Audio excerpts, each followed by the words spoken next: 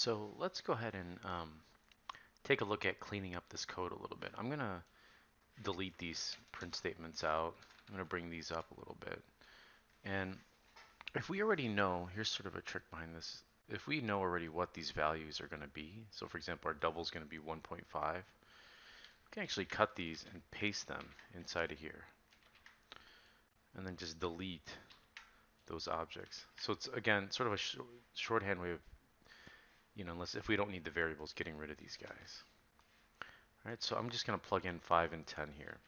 Now, we want to make sure that we put all of our values inside of methods, right? For example, right now, we are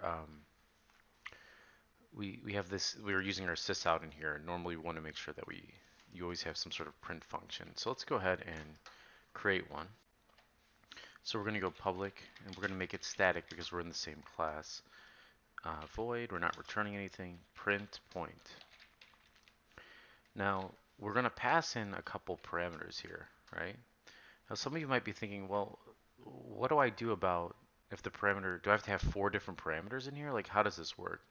Well, Java has a pretty nifty operator called the wildcard operator. So it looks something like this. So what we're going to do is take in something from our point class, and the wildcard operator is actually a question mark.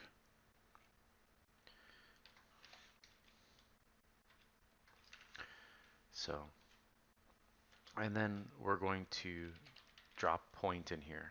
So this is what we're actually passing. So imagine that this wildcard is almost representing our data type for this point object.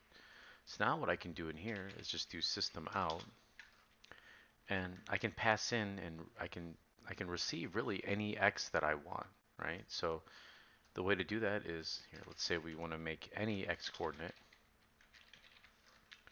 Let's give our spacer here. Plus point dot get x.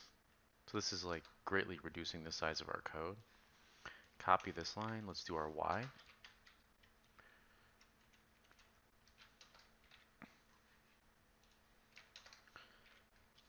Now let's go ahead and call this function, right? So for example, let's just throw one sysout in here so that we know that what we're saying is this is our D point.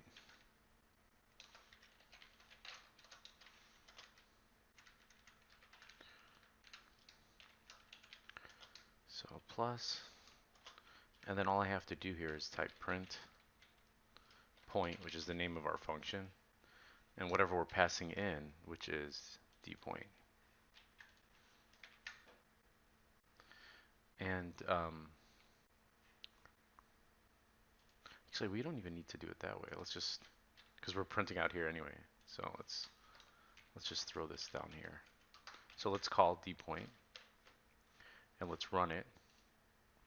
And you can see that we're getting the D point values, right? The 1.5 and the 5.5, because we're just passing this point into here. And because we have that wildcard, all I have to do is I'll do the same thing here and just do I point,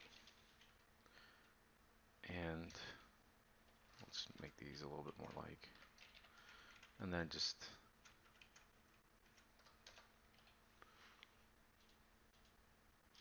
see, there it is, 5 and 10. And remember, so you might be like, wait, how are you getting the 5 and the 10 in here? Remember, we're passing things into our constructor, right? Our point constructor here, which is assigning these values. And then get is really just returning x and y. And then if we need to, we can call our set here to change those values inside of here.